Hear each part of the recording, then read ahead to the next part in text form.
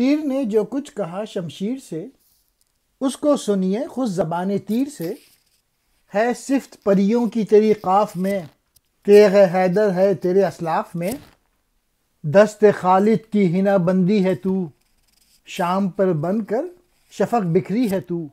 آتش قہر خدا اے حفظ دین، زیر سایہ ہے تیرے خلد بری۔ میں ہوا میں ہوں کہ ترکش میں نہاں، ہوں سراپا آتش شعلہ فشاں۔ سوئے سینہ جب میں جاتا ہوں مگر، اندرون سینہ جاتی ہے نظر۔ ہو نہ سینے میں اگر قلب سلیم، اور ہو بھی کچھ اندیشہ یاس و بیم۔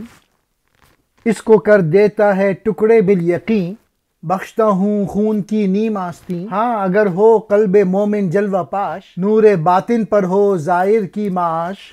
پھر میں ہوتا ہوں گل نم کی طرح، نوک جھڑ جاتی ہے شبنم کی طرح۔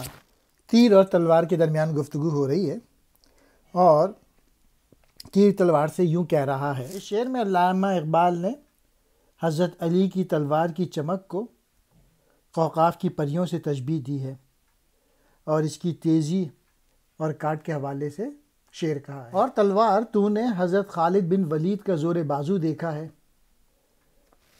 خالد بن ولید نے ملک شام فتح کیا تھا، اور وہاں ان کی تلوار نے جوہر دکھائے تھے، اس کی طرف اشارہ۔ اور قہر خداوندی جو ہے وہ باطل قوت کی تباہی کا باعث بنا تھا۔ تیر اپنے متعلق کہہ رہا ہے کہ میں ہوا میں ہوں کہ ترکش میں نہاں، یعنی میں خود فضا میں ہوں یا تیر دان میں، دونوں صورتوں میں سراسر آگ ہوں۔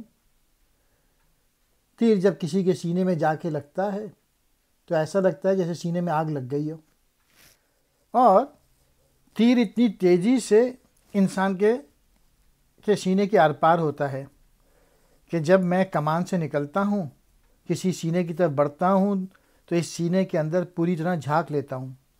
اور اگر سینے میں صاف دل نہیں ہو، جس میں وہم ہوں، اندیشے ہوں، تو میں اپنی نوک سے چیر کے رکھ دیتا ہوں اور خون کی لہر پہنا دیتا ہوں۔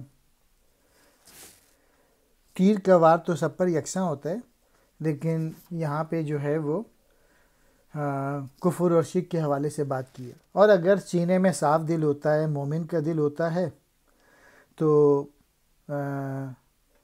ظاہر جو ہے وہ نور باطن سے منور ہے، تو اس کی گرمی سے میری جان پگھل کے رہ جاتی ہے۔ یعنی اگر صاف دل ہوتا ہے مومن کا، تو کوئی اسلحہ، کوئی تیر جو ہے اس کا کچھ نہیں بگاڑ سکتا، وہ مردوں کی طرح اس کا مقابلہ کرتا ہے۔ یعنی مومن جو ہے وہ خوف سے آزاد ہوتا ہے۔ سوئے سینہ سینے کی طرف، قلب سلیم مراد بے عیب اور کفر و شرک سے پاک دل، یاس اور بیم مایوسی، نا امیدی اور خوف۔